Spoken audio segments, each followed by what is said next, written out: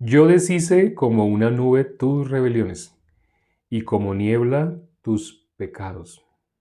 Vuélvete a mí porque yo te redimí.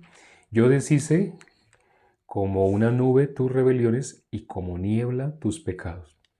Aquí está diciendo, yo deshice, ¿no? Yo deshice. Entonces, estaban nuestras rebeliones, nuestros pecados. Nosotros éramos, ¿qué? Rebeldes. Rebeldes y contradictores, lo dice en el Nuevo Testamento. Pero dice este versículo, yo deshice como una niebla tus rebeliones y tus pecados.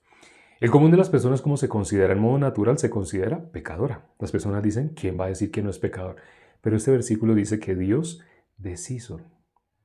Así como si fuera niebla, tú ves una nube y después ya no la ves. La nube en un rato ya no va a estar. La brisa la está moviendo y la va a deshacer.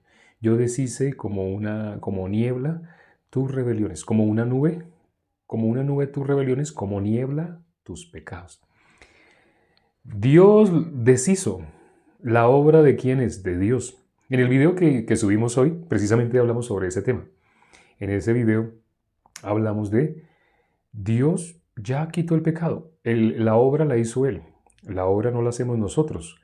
La obra la hizo Dios. Dios envió a su Hijo unigénito. Hay un versículo que dice, de tal manera amó Dios. De tal manera amó Dios al mundo. ¿Qué hizo? A que envió a su Hijo unigénito. ¿Y para qué lo envió? Lo dio. Envió a su Hijo unigénito para que todo aquel que en Él crea. ¿Para qué envió a nuestro Señor Jesucristo? Para que en la cruz fuera crucificado. ¿Qué dice la palabra de Juan? Juan capítulo 3, versículo 14. Así como Moisés levantó la serpiente en el desierto, así es necesario que nuestro Señor Jesucristo sea levantado, para que todo aquel que en Él crea. Pero sabemos qué fue lo que sucedió en la cruz. El pago por el pecado. La paga del pecado es muerte. En la cruz, nuestro Señor Jesucristo pagó por nuestros pecados. Por eso Isaías 44:22 dice, yo deshice como una niebla tus rebeliones. Como una nube, tus rebeliones. Como niebla, deshice tus pecados. Vuélvete a mí, porque yo te redimí. Quiere decir, nos compró a precio de sangre. ¿Quién era nuestro dueño?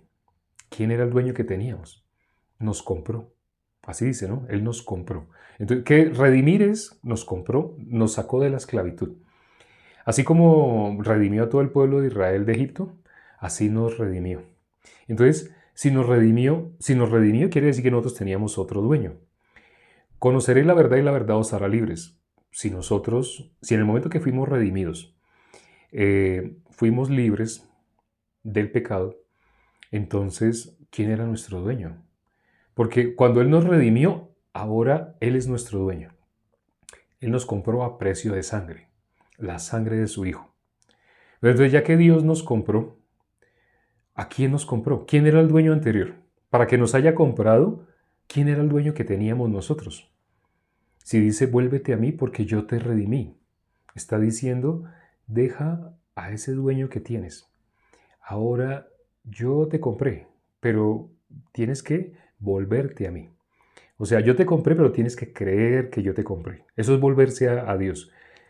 ¿Quién era el dueño? Nos rescató de la esclavitud de Satanás, gracias. No alcanzo a ver las fotos porque tengo el brillo bien bajito, pero alcancé a leer, debido a que el fondo es negro, alcanzo a leer el texto. Nos rescató de la esclavitud de Satanás. Lo que sí no alcanzo a ver bien es las fotos, pero sí, el texto lo alcanzo a ver perfectamente. Entonces nos redimió, nos rescató de la esclavitud de Satanás. Lo estoy leyendo.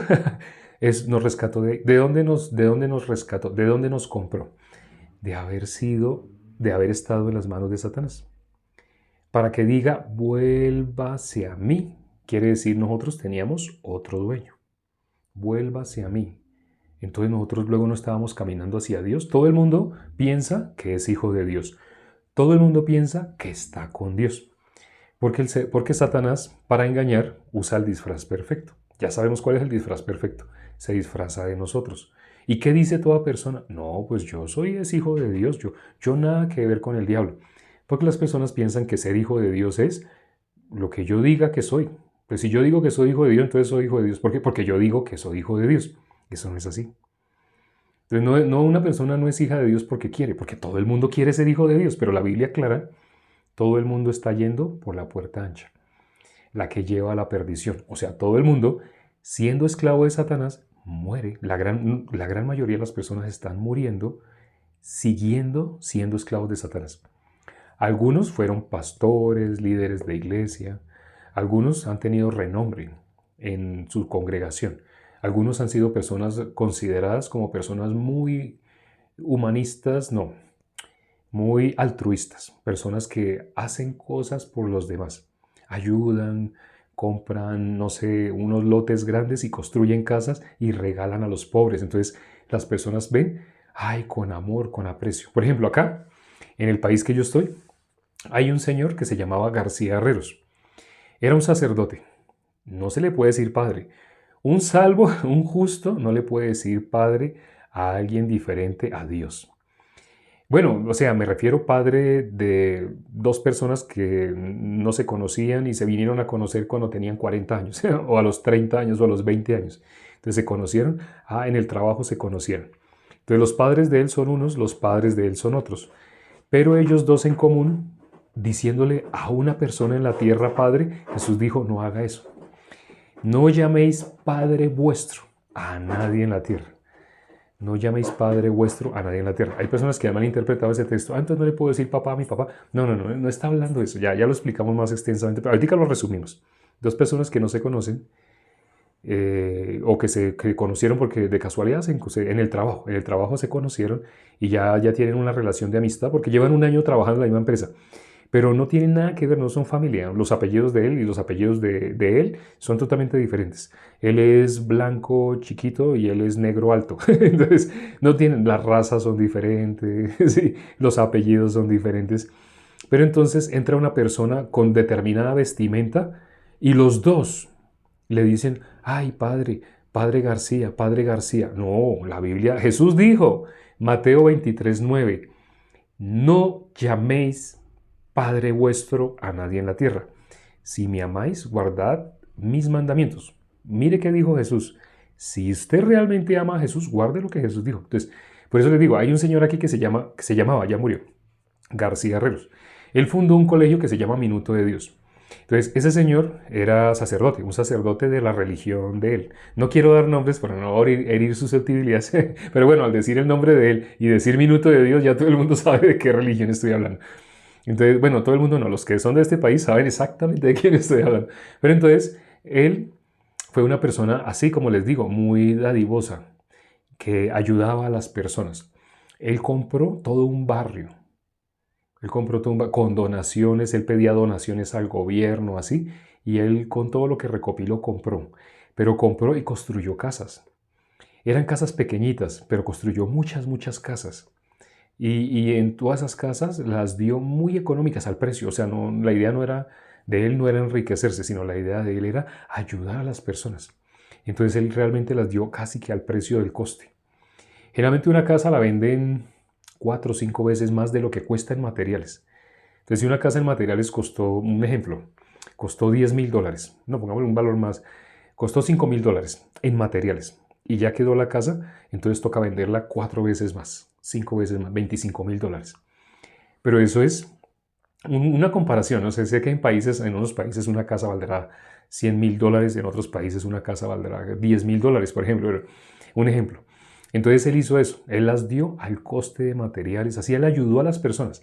Entonces él fue una persona, hasta el momento que murió, muy querido. Yo estudié en ese colegio, yo fui catequista. No quería decirlo, bueno, o sea, yo estuve al lado de él. Yo estuve al lado de él todo el tiempo, por donde quiera que él iba, siempre habían cámaras sonando. En esa época las cámaras eran así. Las cámaras no eran como ahora que uno puede desactivar el sonido, puede desactivar el flash. No, en esa época, en esa época eran unas cámaras como unas cosas así, parecían unas cajas. Y donde yo iba con él. Y era todo el tiempo. Él tenía que taparse la cara porque todo el mundo quería tomarse fotos con él. O sea, taparse la cara de tanto flash que él veía, ¿no? Lo iban a dejar ciego de tanto flash, porque a él la gente lo quería mucho. Lo quería mucho. pero las personas, en mi caso, estuve al lado de él, sí, estuve al lado de él.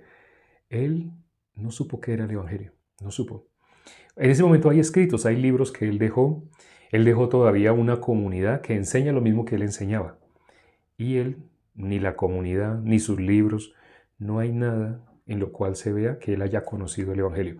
Fue una persona muy querida, muy amable, muy allá, allá, así muy, pero no conoció el Evangelio. No supo qué es el Evangelio. Tal vez varias personas se lo habrán hablado en toda su vida, porque él murió de viejito, o sea, tanto vivió que murió fue de mucha edad. Cuando él murió ya estaba quedando ciego, así. Entonces él, este señor, a pesar de que era tan dadivoso, se hacía querer, todo el mundo lo quería. Cuando él murió lloramos, yo lloré, yo fui uno de los que lloró cuando él murió, pues porque yo era muy cercano. Bueno, llorar, no, no creo que haya llorado, me dolió.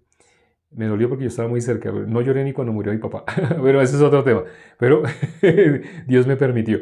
Pero sí hubo una época en la que lloré. Cuando Dios me fracasó. Cuando quedé en las manos, cuando Dios quiso tener misericordia de mí, me quebrantó. Eso está en la Biblia. Entonces Dios me quebrantó para tener misericordia. Pero cuando mi papá murió, no. Cuando García Herreros, que tanto lo quise, tampoco. Sí. Pero sin embargo, una persona con tantas obras tan lindas, tan hermosas, eso no hace que una persona vaya al cielo. Pero muchas personas piensan que hay personas que van al cielo, ¿por qué? Porque tuvieron un comportamiento. Cuando miramos en la Biblia, no dice eso. Hoy precisamente comparamos una Biblia que coge los versículos y los coloca supuestamente en lenguaje moderno, pero no sabe qué hace esa Biblia. Cambia palabras, cambia el sentido, cambia totalmente el sentido de la palabra para hacer ver que Dios quiere gente que se comporte ejemplarmente, que Dios quiere gente que haga cosas moralmente aceptables por la sociedad. O sea, realmente las religiones ahora son solamente como un club social que quiere tener personas que sean mejores que el común.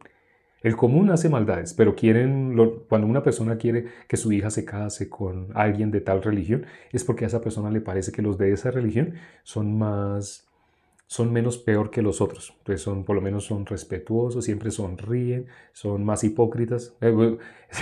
Sí, pero eso es lo que la gente llama como ser buena persona, ¿no? Eso es lo que el ser humano quiere. Eso es lo que quiere. Y eso es lo que quiere todo padre para su hija. Su hija se va a casar, él quiere que se case con una persona buena. Pues no existe. No existen personas buenas. Existen delante de Dios existen pecadores y justos. Delante de Dios existen santos y pecadores. Delante de Dios no hay más. Ahora, una persona que anuncia el Evangelio, está escrito acá. Y me consta, una persona que anuncia el Evangelio, Dios lo libra de... Satanás no se puede meter con esa persona, no puede.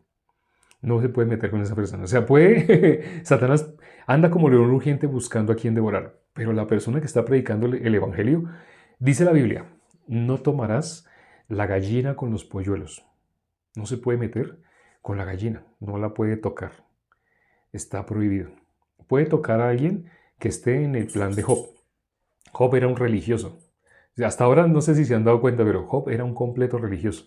Era muy bueno. O sea, aquí lo que hemos visto de Job, y hasta el capítulo 40, que Job habla ya, no, hasta el 38 más o menos, vemos cómo, el 38 tampoco, un poquito antes.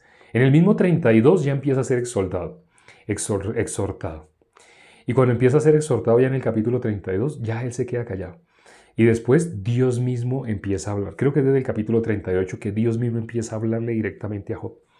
Y Job, ¿cómo queda Job? Mudo. Ya no puede decir nada.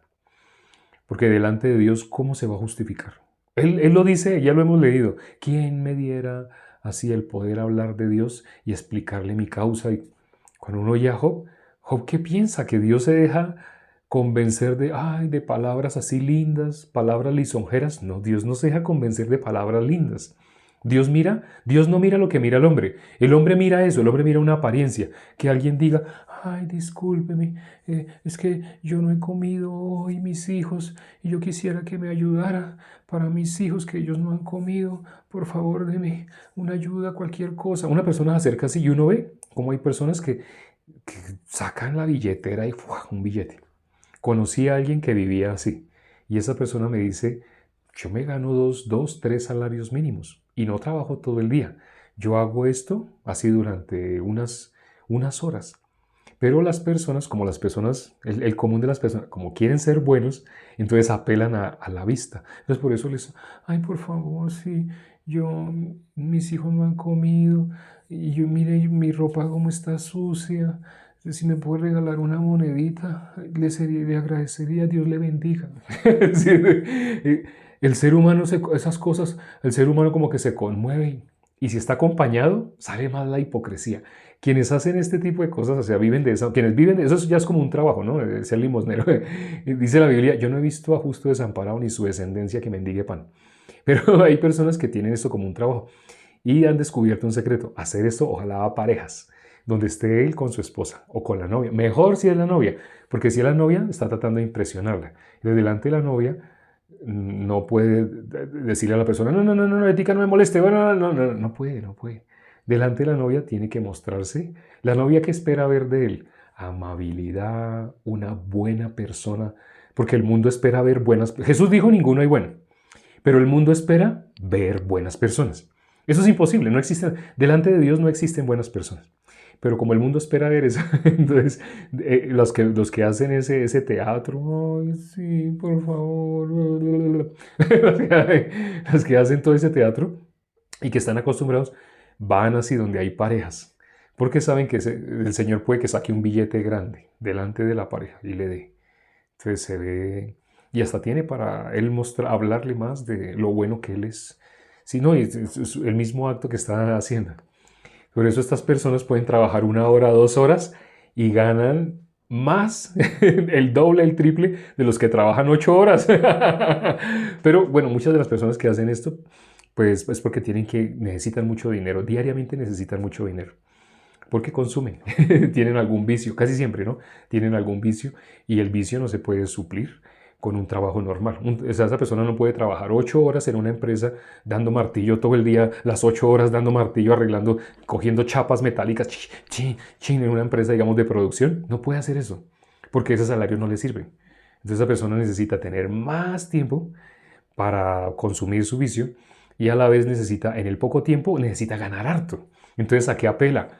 A lo que es el ser humano. O sea, los mejores psicólogos, sin haber ido a una universidad, les dicen, en algunos países les dicen vagabundos, en otros países les dicen indigentes, en otros países les dicen limosneros, así, son los mejores psicólogos. Ellos saben leer a una persona. No sé si les conté, cuando yo no había recibido la salvación, yo llegué a Cali y yo estaba viviendo en Cali y ya había empezado a asistir a la iglesia, donde me estaban explicando el Evangelio. Todos los días me explicaban el Evangelio. Y yo iba feliz, maravillado, pero yo iba recibiendo todo como conocimiento. Pero yo seguía yendo. Yo no sabía que Dios quería era que yo recibiera la salvación. Yo no sabía por qué Dios me había llevado, pero después lo entendí. Pero en ese momento que yo estaba yendo y estaba tomando apuntes, yo todavía era un religioso. Todavía no había recibido la salvación, todavía era un religioso. Y recuerdo que algo que yo trataba era de ayudar al prójimo como a mí mismo. Dar al prójimo lo que yo quiero que me den a mí. Entonces, amar al prójimo como a mí mismo. Por una malinterpretación. Ya sé a qué se refiere, ya sé quién es el prójimo. En esa época yo no sabía. Entonces, yo pensaba era a las demás personas tratarlos como yo quiero que me traten a mí. La regla de oro me enseñaron. El libro de Dale Carnegie. Bueno, había, por lo que la sociedad me había enseñado, entonces yo pensaba eso. Y recuerdo que un indigente me leyó. No sé cómo hizo o en qué actitud mía él leyó. Él es un religioso. Porque yo iba caminando y el indigente estaba bien sucio y olía horrible. O sea, se veía y olía a que no se había bañado tal vez en 2, 3 años. La ropa la tenía ya como pegada, ya era como parte de la piel. Sí, era un aspecto, es que si lo describo, de verdad era feísimo. Y se veía que estaba sumido en drogas, así. Pero entonces iba la persona así caminando y me vio y me dijo, ¿me regala una monedita? Y es que ni siquiera tuvo que decir, ay, por favor. No, ni siquiera tuvo que hacer ese teatro. Me regaló una monedita. Y yo llegué, metí la mano al bolsillo y saqué una moneda. Cuando leí la moneda me dijo, ¿me regala un billete? Y yo tenía el billete. Pero yo no sé cómo él nunca había visto un indigente que rápidamente leyera, este se cree bueno. Pero él lo detectó en mí. Lo detectó así. Porque de una monedita de una sola pasó, me regaló un billete, pero se quedó así mirándome fijo. O sea, no digo, ay, debe. No tuvo que hacer teatro. Primero me regaló una monedita y yo me frené y busqué y le di. Y iba a seguir caminando y se me alcanzó, me regaló un billete. Así me lo dijo, así, pero fríamente. Me regaló un billete y yo, uy, lo que hice yo y seguí, me fui. No le quise dar el billete. Entonces ahí me hizo quedar mal. Hizo quedar mal. ¿A quién hizo quedar mal? A la bondad que yo quería. A la bondad que yo quería hacer. Yo quería sentirme, yo ayudo a las personas. Pero así como él me estaba pidiendo más, donde yo le hubiera dado un billete, él me iba a decir, ¿sabe qué me iba a decir después? Me hace un favor, me regala esa chaqueta que usted tiene. Donde yo le llegué a dar el billete, lo siguiente que me iba a decir es, me regala esa chaqueta que usted tiene. Porque él se dio cuenta, él se cree bueno. Ese indigente, poquito tiempo después de eso, yo ya estaba asistiendo a la iglesia, poquito tiempo después, faltaron meses, tal vez 3, 4 meses, yo recibí la salvación. Pero entonces Dios me lo mandó.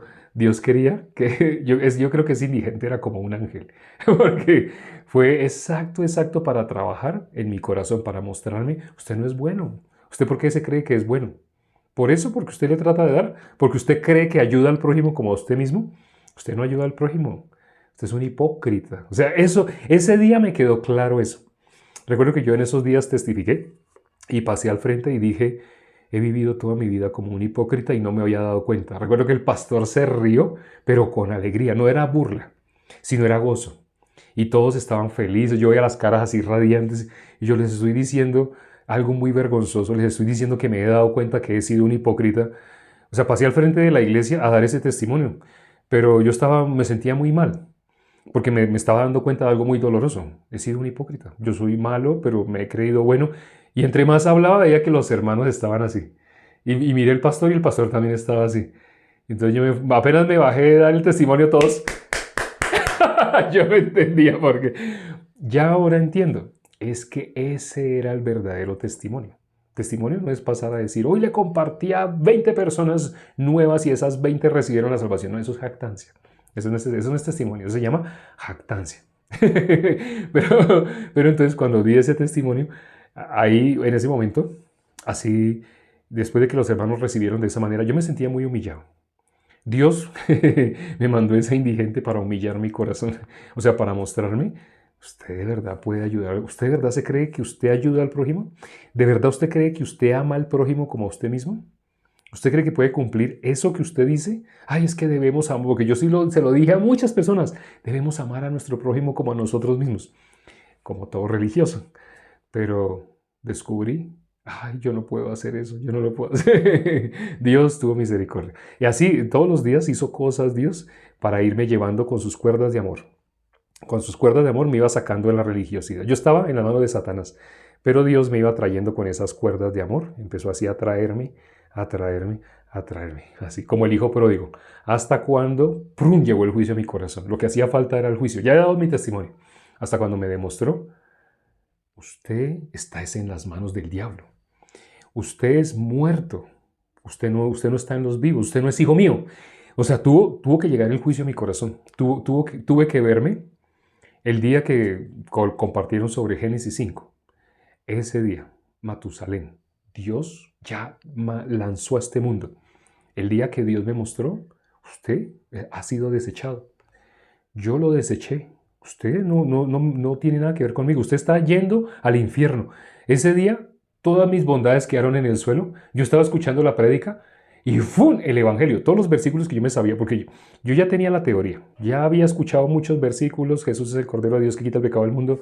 Jesús efectuó la purificación de los pecados. Toda esa teoría yo la había escuchado, pero yo me creía bueno, pecador, bueno. Sí, yo creía que todos somos pecadores, pero yo por lo menos soy bueno.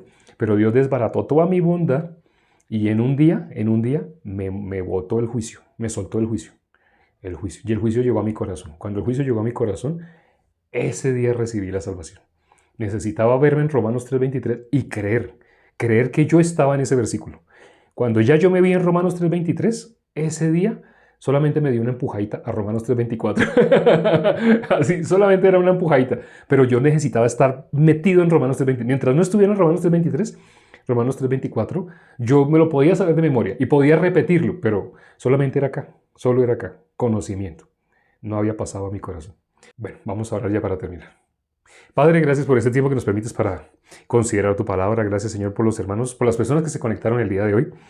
Permite, Padre, que el Evangelio, lo que aparece en Romanos 3:24, que nuestro Señor Jesucristo ya nos justificó y lo hizo gratis, no a cambio de algo que nosotros hubiéramos hecho.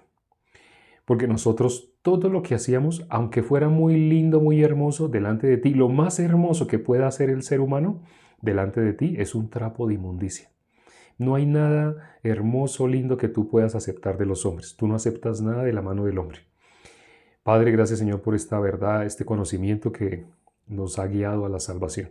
Permite que las personas que llevan poco tiempo escuchando o los que se conectaron el día de hoy quieran seguir escuchando en sus corazones hasta que el Evangelio pase de la cabeza al corazón, hasta que los versículos de la gracia sean una realidad en el corazón. Una vez que eso suceda, ya la persona ha sido redimida, ha sido rescatada. Realmente ya fue redimida, ya fue rescatada, pero por no creerlo están yendo al infierno. Al infierno no se va porque existiera pecado.